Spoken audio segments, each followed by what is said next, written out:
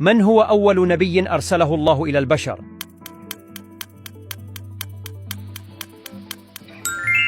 الجواب هو نوح عليه السلام. ما هي أطول سورة في القرآن الكريم؟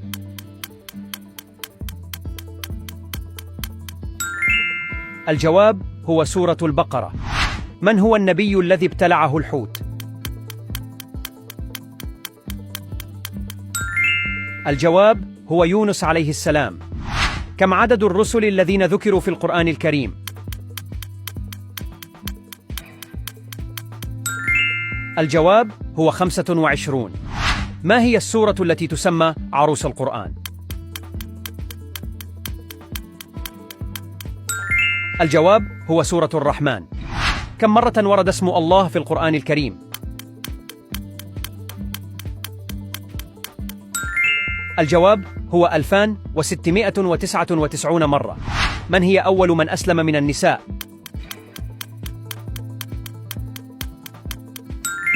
الجواب هو خديجة بنت خويلد رضي الله عنها. ما هو الركن الثاني من أركان الإسلام؟ الجواب هو الصلاة. من هو أول مؤذن في الإسلام؟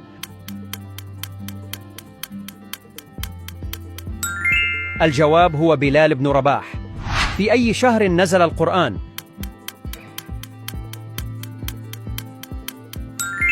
الجواب هو شهر رمضان. ما هي أعظم آية في القرآن الكريم؟ الجواب هو آية الكرسي. كم عدد الركعات في صلاة الفجر؟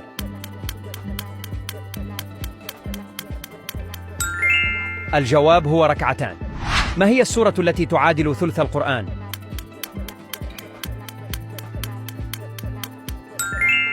الجواب هو سورة الإخلاص. من هو أول من جمع القرآن في مصحف واحد؟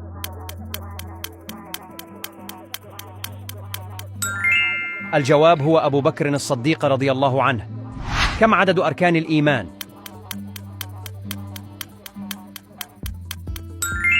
الجواب هو 6. ما هو اسم والدة النبي محمد؟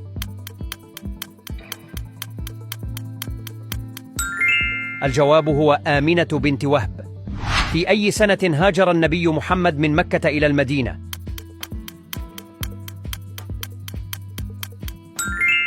الجواب هو في السنة 13 من البعثة.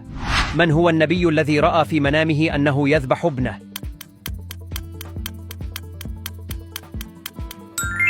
الجواب هو إبراهيم عليه السلام. ما اسم الجبل الذي استقرت عليه سفينة نوح؟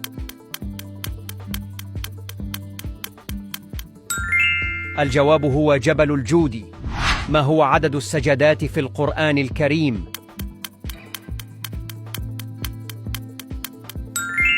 الجواب هو 15 سجدة. من هو أول من يدخل الجنة من البشر؟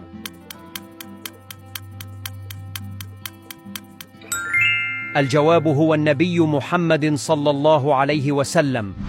كل شخص يحب دخول الجنة. اضغط على القلب واستغفر الله في التعليقات 3 مرات. اعلم أن يدك شاهدة عليك يوم القيامة بأنك ذكرت الله.